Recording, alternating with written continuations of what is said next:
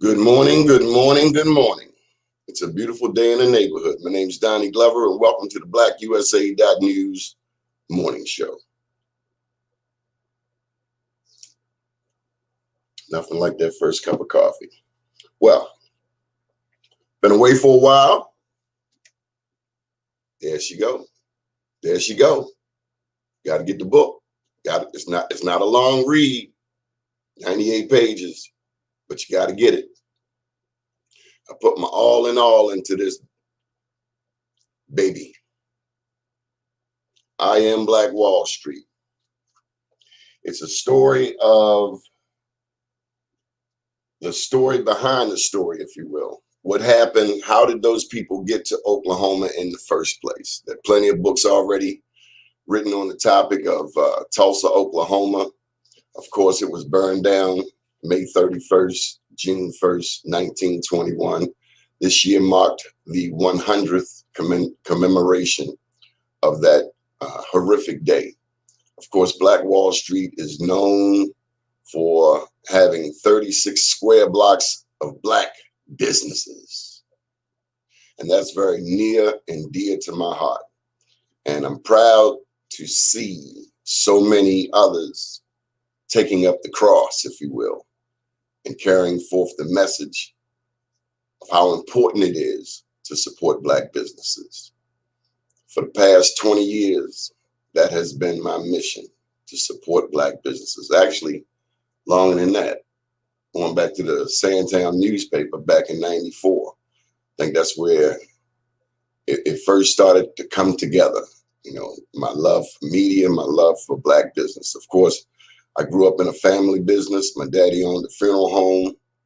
We lived above it until we had two different ones. I lived above it until I was about 10 years old, and we moved back to West Baltimore into a house, and the funeral home was down on Madison Avenue. And that got shut down because they built State Center subway station. And so today, as people are talking about the Red Line and building a red line that connects East Baltimore to West Baltimore, my apprehension is how many businesses will be destroyed. Is it worth it? I saw my dad's business crumble when they built State Center subway. He's right there in Madison and MLK. He could no longer have funerals on there, and it crushed him, crushed the family, changed everything. Went from hot to cold. And the big lesson that he shared with me was overhead will kill you.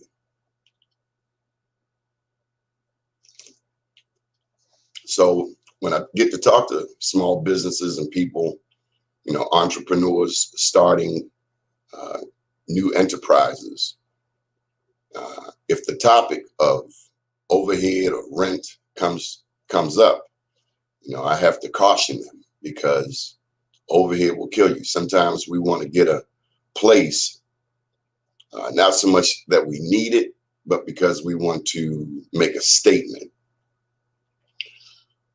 Overhead will kill you.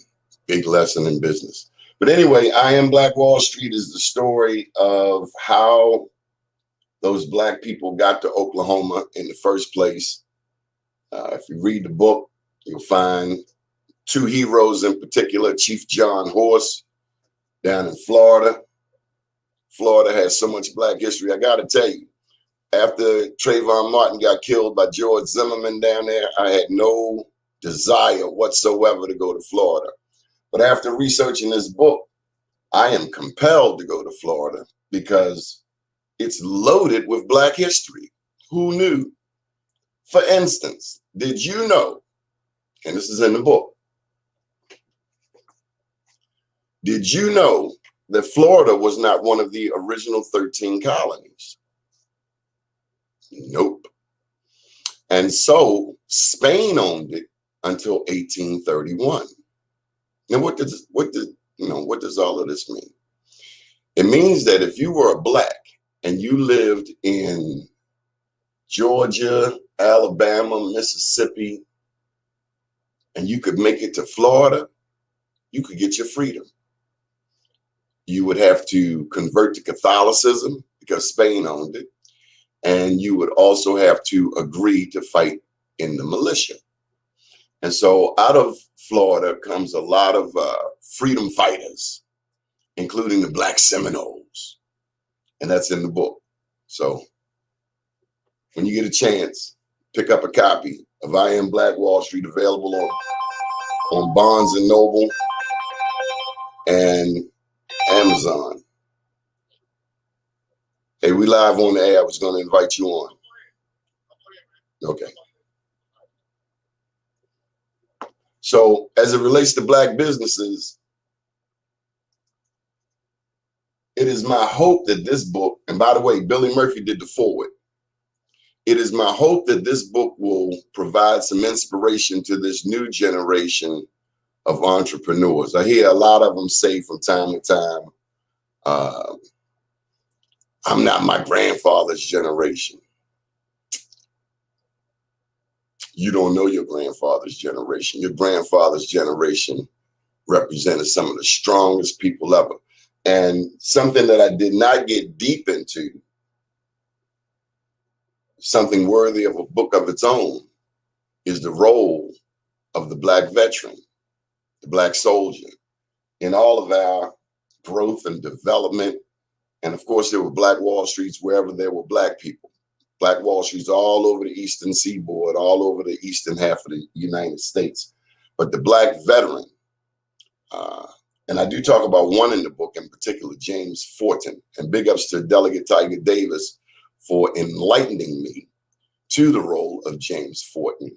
But this was essentially a Black millionaire up in Philadelphia who hired people, including white people, back during the days of slavery. But anyway, we have our guest. She's about to join us. This lady is dynamic. She's all about business. I've known her maybe 15 years, 20 years or so. She's a friend of a friend. Let me just bring her on up. Her name is Katrina Leonard. Good morning, Queen. Good morning, Donnie. Thanks for having me. How are you this morning? I'm blessed by the best. No need to be stressed. Keep my head to the sky. No need to cry, because ain't nobody gonna listen no way. How you doing? I'm blessed, not stressed. Thanks for asking. Blessed and highly favored. So, Katrina, you are a businesswoman and entrepreneur. How long have you been in business? Oh my God. Since 1997, I started the bail bonding company. That was the first corporation that we had. And then from there, we branched off into the insurance company, or the insurance side of the licensing. And then we branched from there to the school, which is the state approved school to teach the life and health and P&C course. So we just branched out and diversified ourselves. Okay. And what do you have going on today? You had an event recently, right? Yes, we had an event recently, and we have another event that's coming up. That's a VIP exclusive event, and it's bridging the Black and wealth gap. So we have a room full of dynamic people that are going to be together just to have an opportunity to socialize and to bring forth some issues that we're focusing on, one being mental health, and the other, which is my passion, is social justice. Mm-hmm. Well, how did the event go? Well, the first one was just a tester, so it was like a small group of individuals, but the biggest one is going to be on the 28th of this month. So we're bringing everybody back together just to meet and greet, and to be exposed to this new magazine that we're coming out with called the 410 magazine, that we're going to talk about a little bit later. Okay. I want to go back to the bail bonds industry. Okay. We fought very hard for the Black bail bonds, men and women, only to see legislation come down entitled bail reform. Can you tell us how that bail reform legislation here in the state of Maryland crushed Black bail bondsmen? Well, It was designed that most people feel the bail industry is archaic in a sense. What they failed to realize is that the services that these local retail bail agents were doing, it was a lot of community service. So when you talk about what's going on with our community, and you take businesses that supported the community, even though it was through a person that may have needed you because you got their family member got incarcerated, but at that time we were funneling the dollars back into the communities because most people um, use the bail agency that was in their community. So they didn't go from like the east side to the west side. So if they were in West Baltimore, they came to the local bail agent or the retail agent in Baltimore. That agent then gave away like food baskets or community resources or paid bills for certain clients that were in the community. So not only did they crush a entrepreneurship that was minority ran. They also got rid of or grandfathered out the seasoned agents because they made the exam a full insurance license. That being said, when you look at your communities, those dollars are no longer in our community. Those dollars have now moved elsewhere, and those dollars don't come back into the community. So they came up with the unsecured bond because they felt like poor people couldn't afford to get out of jail. By doing the unsecured bond, so you'll notice that a lot of clients are getting out and you see that it's a bail. It's not really a bail. It's a unsecured bond, meaning they're letting these defendants post bonds for themselves in the amount of 50,000, 60,000, based on a signature. And when they're not showing up to court, the court system is supposed to collateralize these things some kind of way and then go after the defendant to try to root the money. But what the citizens fail to realize that these are your tax dollars. So when they're saying they're letting a person out on an unsecured bond, they're using your tax dollars to put people back, which they have a right to due process. You know, everybody's innocent until proven guilty. But that being said, the system now is using tax dollars for unsecured bonds so that they can eliminate our industry. And what we brought to the industry is expertise, because you can look at when we have a client that doesn't appear in court, and we have a team that goes out to find these clients. You don't have to worry about the clients or the team feeling like the clients are going to be murdered just because of the fact is that they're African American and they're coming in on a warrant. So somehow or another, our industry was able to secure defendants, and we still do, on warrants without incidents of death. So that's another aspect of why we are a key component, not only for the community's sake, but as well as the giving the clients a liaison between the court system and freedom. And right now, I think what's happening is that, you know, due to COVID, you have a lot of bail agencies that have warrants out, and it was due to the court system dealing with, for the first time, that COVID situation. So I think that we should come up with a system, because everybody's talking about what can we do. We have to look at it, which what our agency is doing, on a holistic approach. So the holistic approach is that when we bail people out, especially if we notice that a client has substance abuse issues, we've partnered with different resources. And one of our partnerships is A Step Forward. They've been instrumental in allowing us to have a client whose family is saying, you know, this person needs help. We can talk to them. If they meet their qualifications, they have beds that's readily available for them. That's one thing that we're doing now. The second is the other program that I wanted to talk to you about is the entrepreneurship for people that have been recently incarcerated. I have a link that they can sign on to. I'm going to give you that information so that you can put it up on your website. This is a great opportunity for those who are. Just put Do it you in the have it? chat. Put it in the chat, and I can put it on the screen. Okay, I'll put it in the chat. And right now there's different sections. So when I send it to you, there's different sections that they can sign up, or different sessions that they can sign up for. And this is going to give them the skills to be entrepreneurs. And they're going to have a platform. It's going to be a virtual course. They're going to have a platform to have access to people, resources, a team to help them, re-enter. And sometimes we find out with people that have been incarcerated, it's hard for them to get a job. And I just learned from my dad. That's how I got it to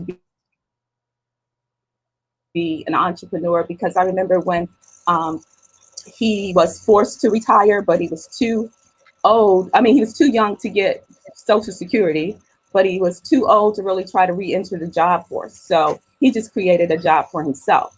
So that's the thing and the goal that Greater Baltimore Bail Agents is really trying to get our defendants or our clients the resources they need to be better citizens, or to just figure out what's going on with them, either it's mentally or environmentally or social. So when is the event?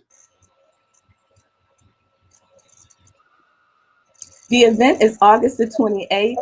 It is a private VIP event. Those who have received invitations, I hope you take us up and RSVP. It's going to be a great event. It's going to be at Burnt Leaf Cigar Lounge, located in Randallstown, Maryland, Black-owned business.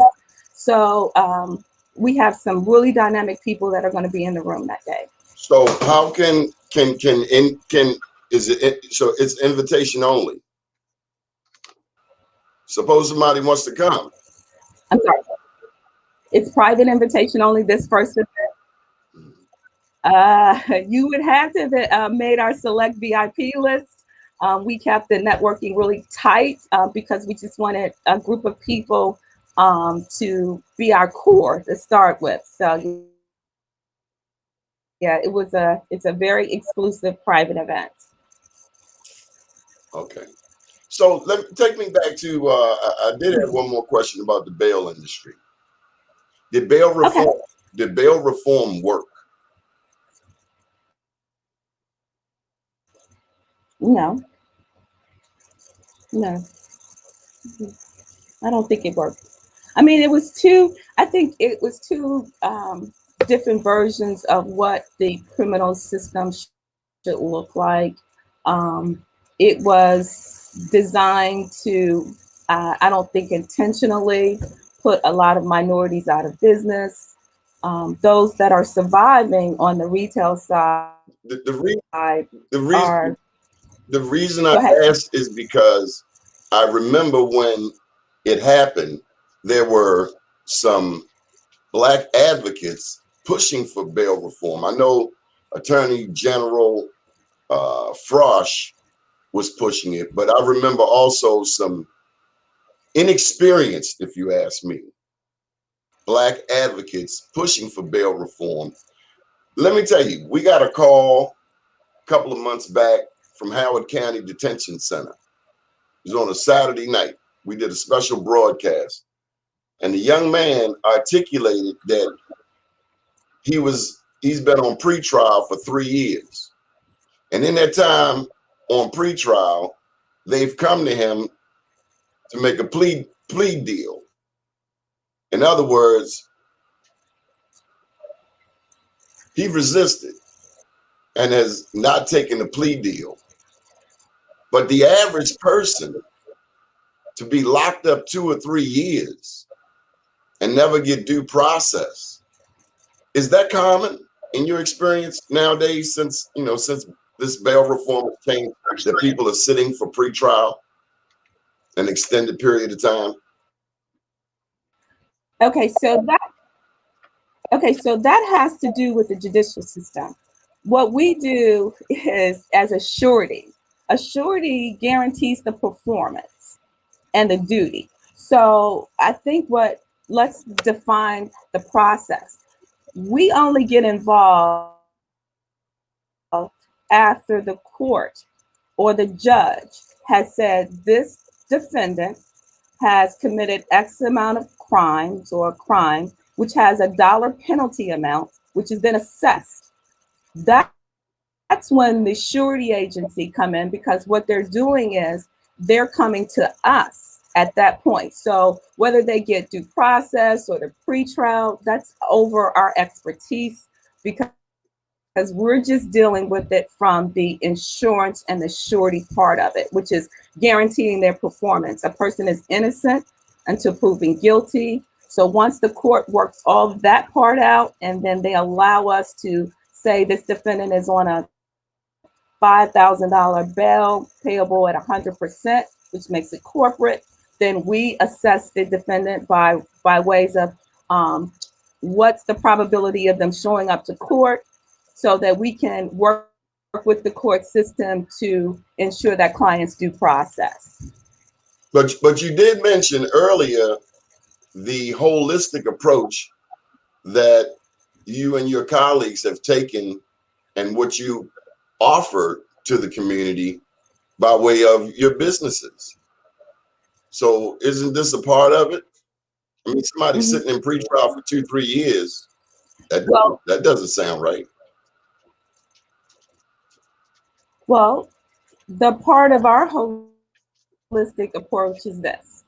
The courts have already determined if that person is on a bail or not. If I look at the defendant and I say, this is one of my clients that I see constantly, and the crimes are these nuisance crimes, and I know that I'm looking at it and desperate possessions, or small amounts of CDS, or driving under the influence, things like that. So I can then refer them out. So I'm not getting involved at the beginning stages of this. It's just helping the defendant once they've gone through that judicial process, and giving them the opportunity to say, this is not the end of the world. We have resources that's going to help you deal with this. Either it was something mentally going on, if it's a substance abuse problem, is it a lack of resources of not having the educational tools that you need, or the employment skills. That's where we are finding our niche. And that's what we're trying to do, because we can dissect what goes wrong in the system. But but my thing is that I'm about solutions. And I think that the way that we're doing it will give our bail bonding industry a new light, because this is not the first time. If anybody knows my agency, they can tell you we've always been about advocacy in the community and the clients. So where do you see this program in 1 year? Oh, I see it. I want to take it nationally. I see it nationally. I mean, everybody's coming up with what can we do, or what's going on in the system. And I'm looking at all the partners and the pieces, and I'm saying, if we all came together and everybody got together, the system will work. I mean, the community will work. The community is mentally hurt. The community is financially hurt and spiritually hurt, because I'm a spiritually based person, first and foremost. What about the city of Baltimore? What do you think? How's it doing? City of Baltimore needs prayer. The city of Baltimore issues can be addressed with mental health issues being first and foremost, substance abuse. I mean, we have people that are over in central booking that really should be in drug court. And I don't know how to bridge those gaps, because if we can take them out of the district court system and put them into the system where they really need help, which is drug and substance abuse, mental health. You can't live in a city and tell me that you can't be traumatized, or trauma is not real. These kids are traumatized. I mean, so we just have to come together as a community and just put the things that are most important to make a community better is mental health, financial resources, and spirituality. Okay. Any final thoughts, Katrina Leonard?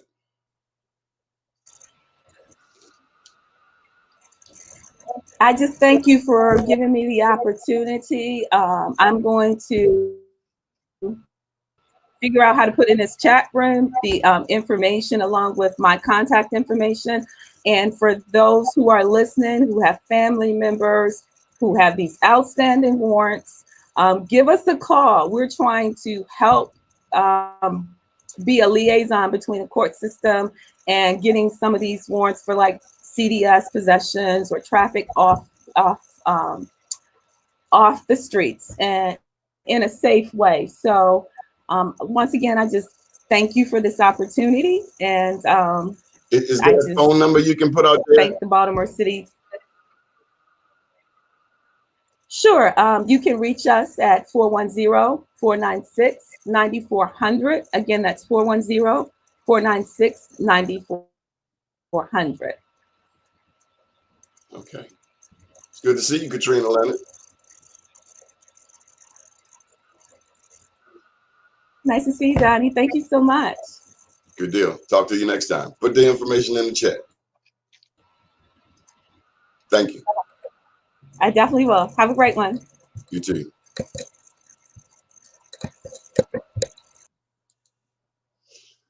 Let me tell you, when that bail reform went down, a lot of black businesses were crushed. Ding, ding, ball game, game over. And the black bail bondsmen, they do things that, others won't do. We lost a very important component to our community when we lost the black bail bonds, when they did the bail reform. And I do remember some black advocates out there pushing for it. So now, essentially, if you get locked up, you either come home immediately on your own recognizance or you sit. And so you got people who sitting and their world crumbles around them. They lose their job, they lose their families. It gets real ugly. A few months back, we got a phone call from the Howard County Detention Center. A young man had been in pretrial since 2018. That's 3 years. Now, I don't know all of the particulars, but I know he was locked up. And the thing that the thing he reiterated that I won't forget, and I've heard it many times on the streets, is how they come to you, the prosecutor, state's attorney, with a plea deal. So you may be innocent, but who wants to sit in jail for 2 years? They push the plea deal on you. You take the guilty charge because you're tired of sitting. I guess the bigger lesson is don't get in trouble. I live here in Sandtown, Winchester, 2 blocks from Pennsylvania Avenue. I see police on both ends of the block and people selling dope in the middle. So as Officer Chuck Lee has reiterated, Baltimore City Police Department, Chuck Lee, he said there is a need for accountability on all levels, elected officials and the community. People in the community, we cleaned up, big ups to Dave Lovelace, to Quita, Chancey, and to Catalina Bird. Last Thursday, we went over here to William Penderhughes. The playground was just atrocious, heartbreaking. I walk my dog over there every day. Sometimes I see people, adults, underneath of the apparatus, the playground apparatus, getting high. And we found 9 hypodermic needles as we cleaned up. We're going back this Thursday at 10 a.m. to William Penderhughes, 1200 North Fremont. You're welcome to join us. We cut down, Dave was doing a lot of the cutting, Dave, Quita, and Catalina. But we cut down the bushes and the big tall weeds and, got a lot of the bulk trash out of there. But we still have more to do to put the finishing touches on it. If you're going to do it right. But we found 9 hypodermic needles on the playground. Isn't that horrifying? Where kids play, adults over there getting high underneath the sliding board and leaving their paraphernalia. There's accountability necessary on all levels. I don't even want to get into the elected officials. I've done that up and down the street. The bar is not very high in Baltimore when it comes to political accountability. The bar is low, kind of like Baltimore City public school system. 60 is passing. The bar is low. The bar is not high. The bar is low. Low expectations. But if it's going to change, I could complain about that playground all day long. I put the word out one time on Facebook. 3 of my friends showed up. We went over there and cleaned it up. That's the only way it's going to get done. I don't have a lot of faith in politics. I don't have a lot of faith in politicians. If you're a Black politician, the job is doubly hard, if not triple. The level of accountability that Blacks are held to, I think, is different than the level of accountability that whites are held to. Right now, on the Baltimore City Council, I understand there's a heroin addict. Yup. Not Black though. But Blacks, if you're Black and you get into politics, you got to be cleaner than Caesar's wife.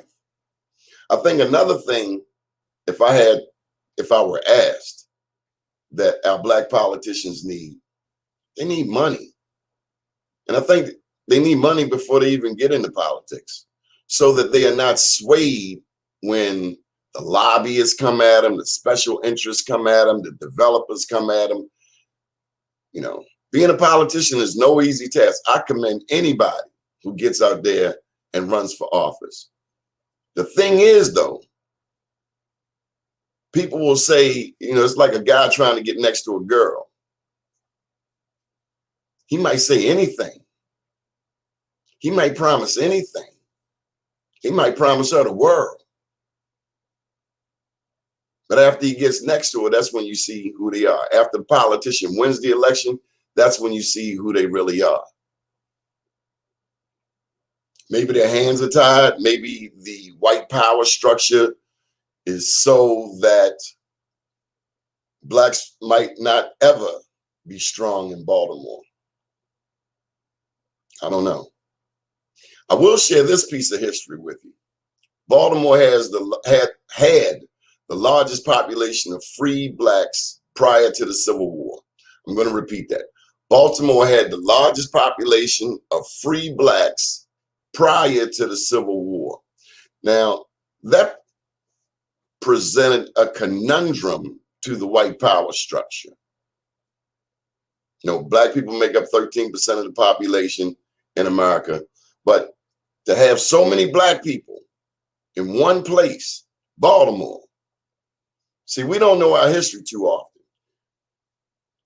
When you talk about the white L and the black butterfly, it all goes back to that largest population of free Blacks prior to the Civil War, because that left white people with the Negro dilemma. And thank you, Mr. Ed Hooks, for teaching me about this many years ago. The Negro dilemma. You say, what is the Negro dilemma, Donnie? The Negro dilemma is what to do with all of these Black people. That's the Negro dilemma. When we lived down Murphy Homes, Lexington Terrace, on the east side, Lafayette and Flag, it was a concentration of Black people. But they knocked those projects down and they shipped those Black people out to the county. Going right back to the Negro dilemma, what to do with all these Black people. What I'm saying is the white power structure has always been looking for a way to put cream in the coffee. And nowadays they call it gentrification. Gentrification, changing of the population. And a lot of Black people who could afford to move to the county over the past 40 years moved to the county. Actually, since, I guess, 70, so I guess almost 50 years now. They call it urban flight. Urban flight. They also allude to brain drain, meaning a lot of our best and brightest left the city. So what we are left with is a skeletal a skeletal staff, if you will.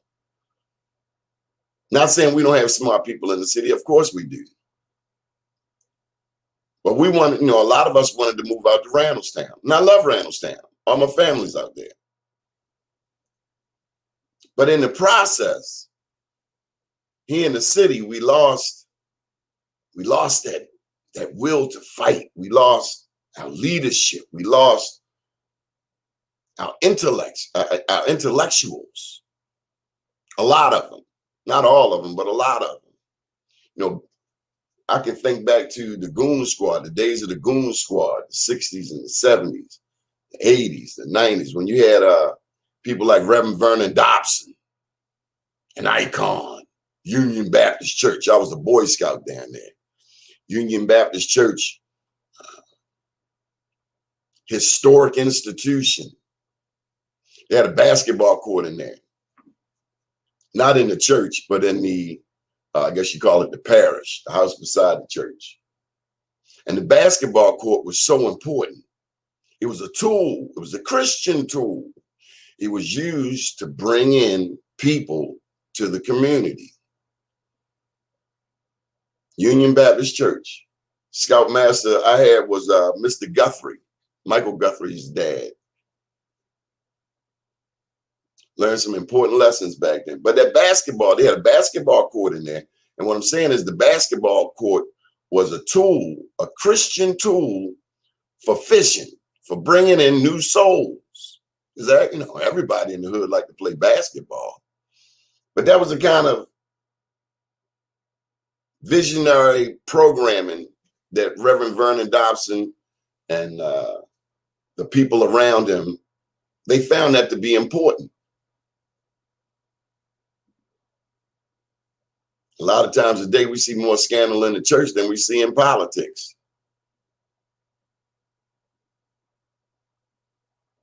Preacher up in Northwest Baltimore just got dismissed, Empowerment Temple. Of course, before him, they had had my Morehouse brother up there, Jamal Bryant. We're getting attacked from all levels. There's a struggle in the Black community, but like Officer Chuck Lee said, we need accountability on all levels. So that's enough for today. We'll be back tomorrow. My name's Donnie Glover. Do support our advertisers listed at the bottom. This is the book, I Am Black Wall Street, foreword by Billy Murphy. I'm very proud of this book. It talks about the story behind the story of Tulsa, Oklahoma, how those people got there. There's some icons in there besides Chief John Horse, who's a Black Seminole. I also write about my favorite white man. His name is Captain John Brown. A lot of people don't know about John Brown. You got to read that book, learn about John Brown. Ethan Hawke did a series on him. Wasn't particularly thrilled with his depiction of Captain John Brown as a crazy man. But anybody that fight for my people to get freedom, I'm for him. I love him. I love him to the hills. Captain John Brown, check him out. Also, I write about Pap Singleton. Pap Singleton was down in Tennessee. He and Henry Adams down in Louisiana, they were interested in emigration. Not immigration, but emigration. Moving Black people from the hot zone of the Southeast. That was the hot zone. That's where the Klan was born at, down in Pulaski, Tennessee, 1865. And other white terrorist organizations. Let me tell you something. This social media is very interesting. As I promoted this book and have been promoting this book, you always get those descendants of these terrorists who have comments. They call my book racist. How am my book racist? How the hell am I racist? You got some sick people. Them same sick people were back on J6, climbing walls, acting like savages. But they call us savages. in my alley. A white lady called me a effing N-word. White lady in my alley in Sandtown, out there eating off the ground on a Sunday morning, 10 o'clock. But they call us savages. And that's why it's important that we have this broadcast and we have this book.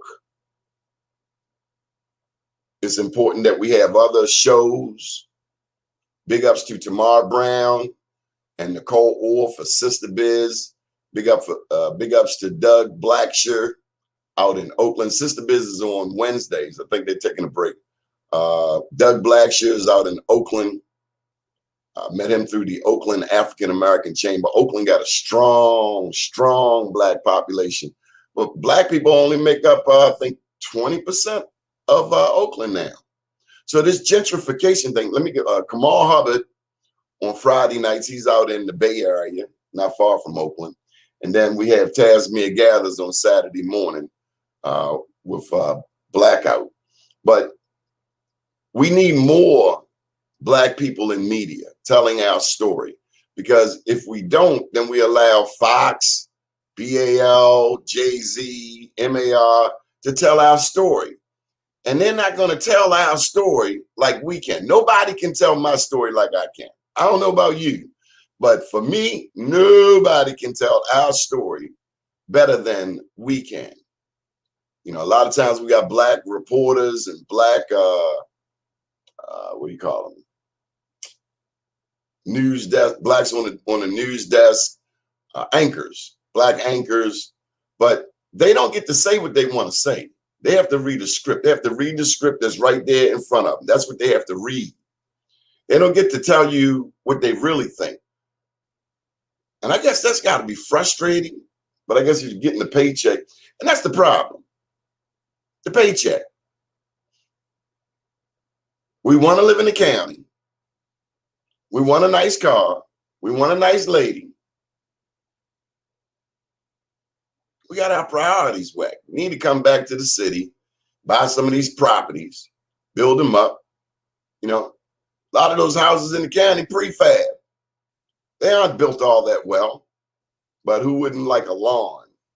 But I've seen some wonderful things right here in the community, including down in Harlem Park. Oh my God. And big ups to Eric Stevenson. He's got Sandtown South. There are some entities, despite the negativity, despite the trash, despite the crime that we see on a regular basis, there are people in the community who are doing marvelous things. I saw it with my own eyes. I saw a garden that Eric Stevenson built. It was like in another country. It almost felt like I was on the Eastern Shore, down in Harlem Park. They've got gardens, food, you know, growing all kinds of vegetables. Always wondered how you're going to grow vegetables and they not be eaten by the rats. Well, I learned something about that. You get some cats. But the point is, despite the negativity, Baltimore has a lot of potential. Kind of reminds me of that song Gil Scott said, New York City, I don't know why I love you. Could it be remind me of myself?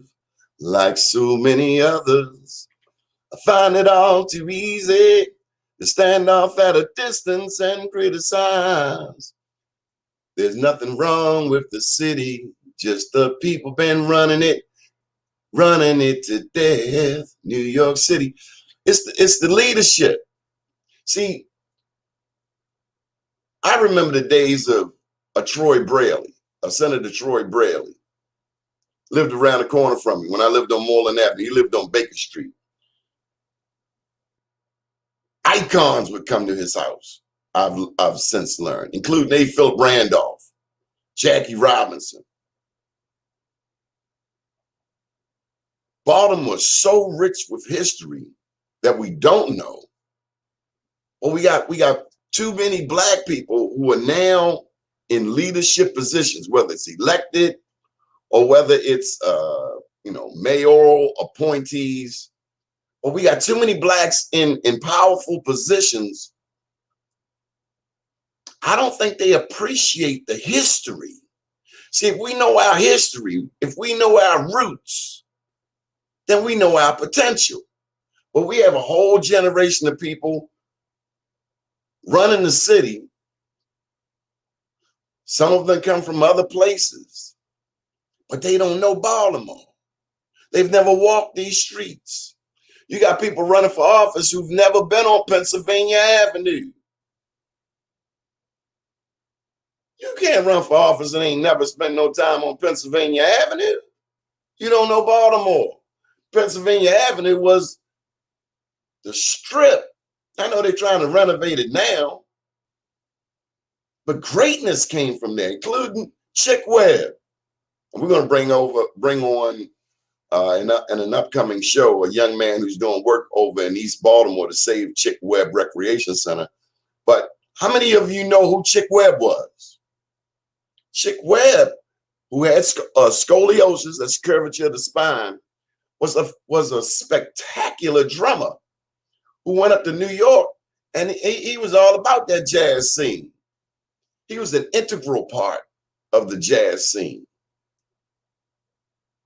In the recreation center, I've since learned they did a huge fundraiser at the 5th Regiment Armory for Chick Webb Recreation Center. Long story short, developers want Chick Webb Recreation Center. My overarching point is that we have too many Black people in positions of power who don't even know how to use their power. They got all these fancy titles, but yet the people are suffering. The police don't care. Freddie Gray changed all of that. The pendulum went from 0 tolerance all the way to, I guess, 100% tolerance, because you don't see too many arrests. Not saying people are not getting locked up, but on a daily basis, I watch crime in front of police. I watch crime happen in front of police. But the police have this mentality: I ain't going out my way. Back in the day, police say, don't stand on this corner. You knew to get to stepping. It don't work today. And so we want all of these rights and freedoms, but nobody wants the responsibility and the accountability. We want all these rights and freedoms. Don't say nothing to my child. You know, back in the day, it was a village. If a kid did something wrong, the neighbor would spank him. And by the time he got home, the phone call was already made and the parents would spank him. But we got people today say, oh, don't spank the kids. You can't spank the kids. I'm with Bernie Mac. If you don't know, go pull it up on YouTube. Kids are telling parents what the deal is. I'm not from that mob. Ask my children. Say what you want. I'm old school. If I said some of the things to my parents that this generation says to its parents, my daddy would have knocked my head off. And that's really what the problem is today in the community. Too many fatherless families, too many broken families. There's been a lot of sexual trauma. There's been a lot of violence. I mean, I think back to that story where the young lady had a two, I think, nephew and a niece in the trunk of a car, and they've been dead for 2 years. First of all, that first, second, and third of all, that had to be one stinky car. But imagine the level of trauma that would make somebody drive around with a baby, with 2 dead babies in the car. That's trauma. It's a war zone. Black people, if you live in Baltimore, more than likely, you have been traumatized. You live in a war zone. I don't care if you live in Northeast Baltimore. I know they got nice neighborhoods up there, but they off the hook in Northeast Baltimore. Speaking of which, the behavioral health crisis. I need a sip of coffee on this one.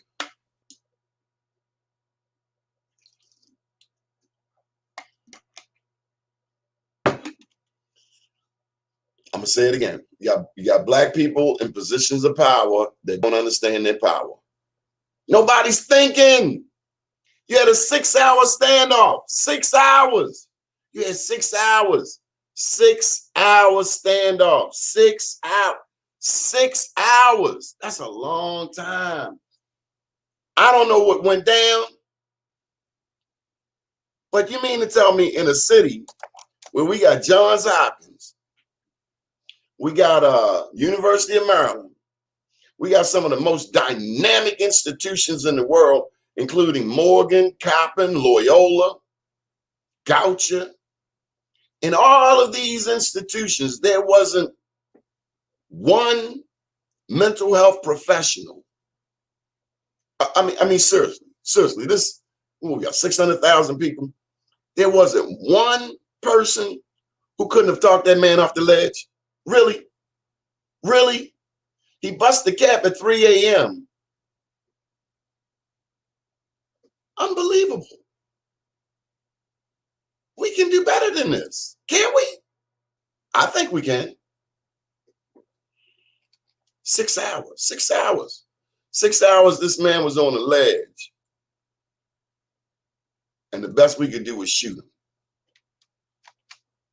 On the other hand, now, he should not have shot at the police. You already know how that's going to go down. I don't care how crazy you are.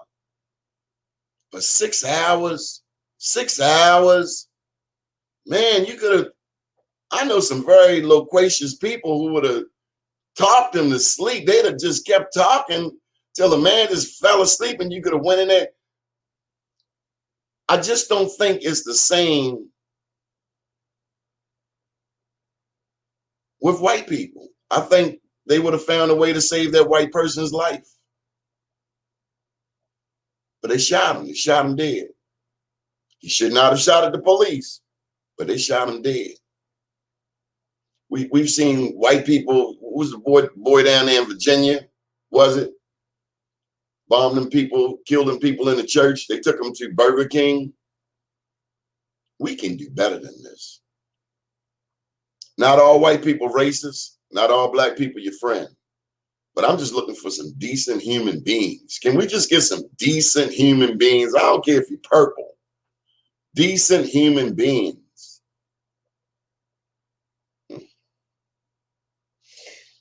Governor Cuomo, New York, he resigns. I listened to the young lady's testimony. It was very believable. I think she convinced a lot of people. I commend that young lady for coming forward, for being the tip of the spear, if you will. And I like Cuomo. I thought he did a great job with COVID. I thought he did a great job countering Donald Trump. I will not call him a president because nothing presidential about him other than the position. He acted like a complete idiot. But Cuomo, you can't disrespect women. You can't. And if you're around a woman that brings that out of you, get away from her. I believe he groped that lady. And she was a cutie too. But he did the right thing and he stepped down. And now they got a new lady governor, and the new lieutenant governor, if I'm not mistaken, is a black woman. Andrea Stewart Cousins of Yonkers, African American, is moving up to lieutenant governor of New York State as a result of Cuomo's resignation. So big ups to Andrea Stewart Cousins. She's been involved in the community for quite some time. So state of New York got a woman governor and a woman lieutenant governor. That's huge. That's huge. I was watching Cat Williams, and he was talking about a particular skit where the presidents up until Obama have all been white men. Much the same in Baltimore County. All of the county executives have been white men.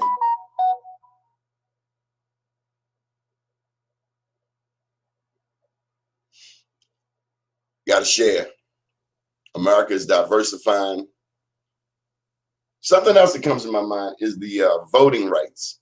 There, wherever there are Republican states, of course not Maryland, but maybe you have this voter suppression. There's this push to do this voter suppression thing because Republicans are scrambling.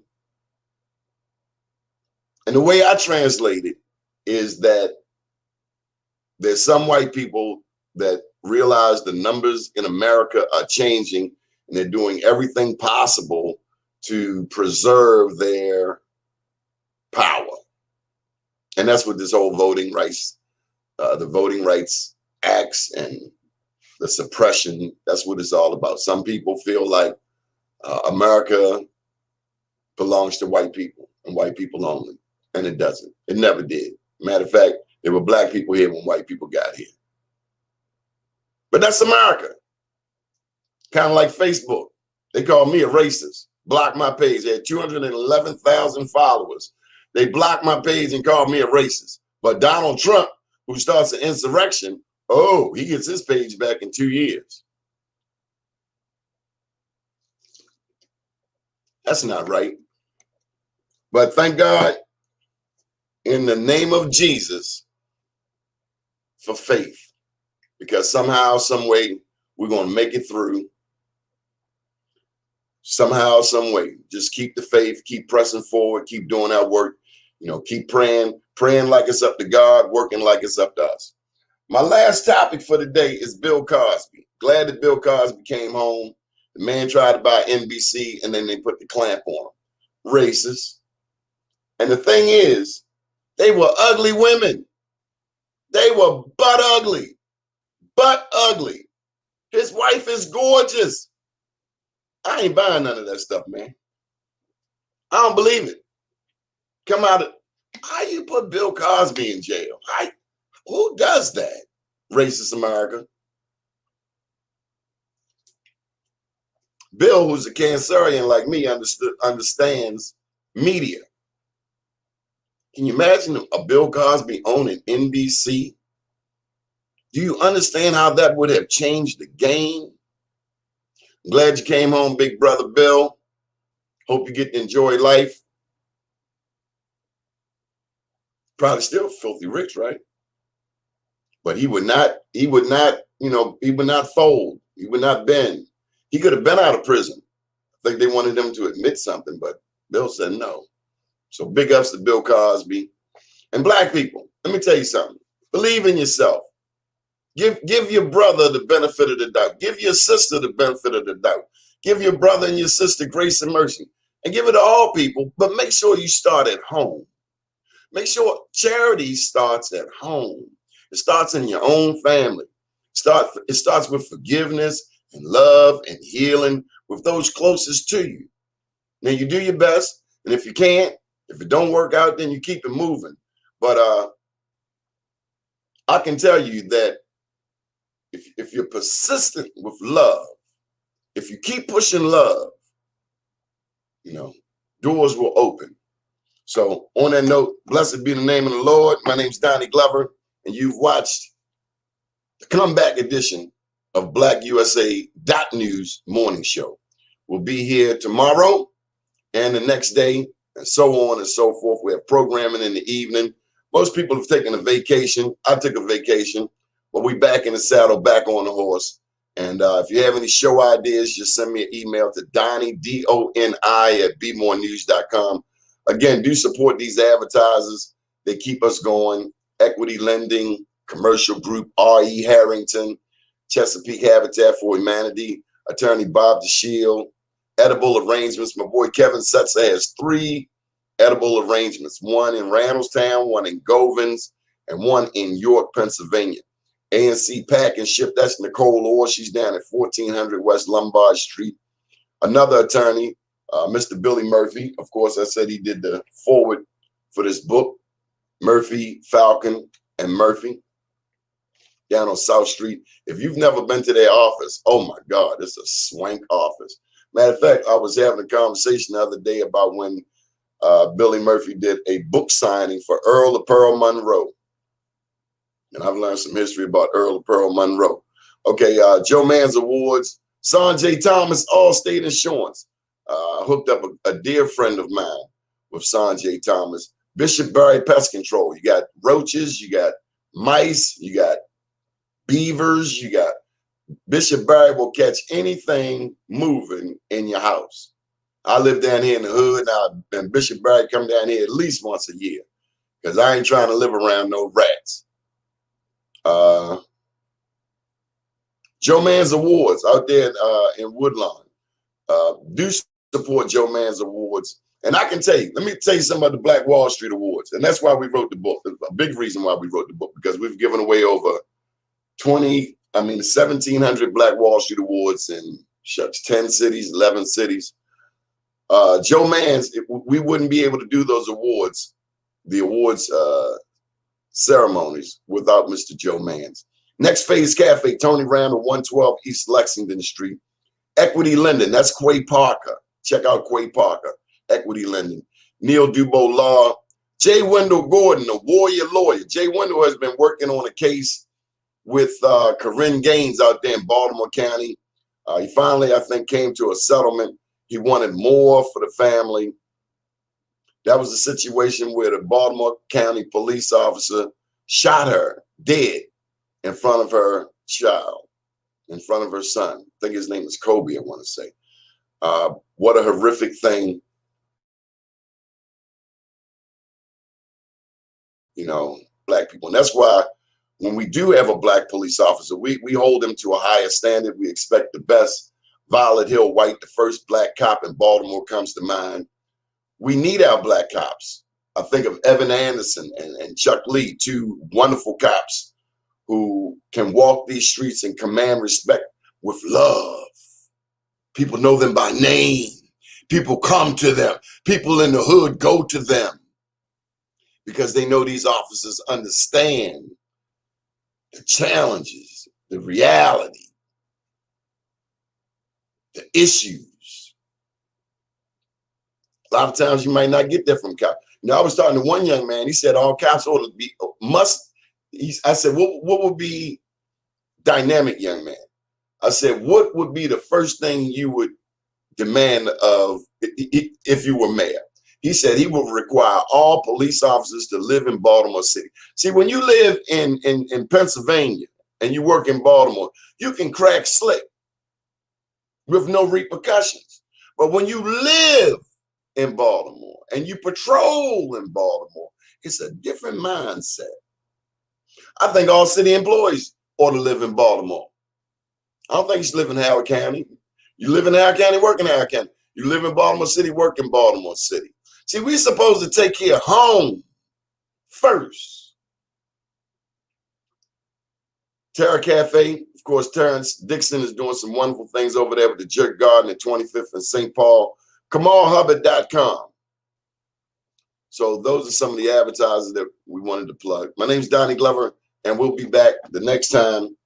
And it's good to be back in the saddle. Up to date, down tomorrow. Do your day and everything will follow. Nothing to it but to do it. I got to do it, regardless of how I feel. I am somebody. I am my brother's keeper. Good morning, Baltimore.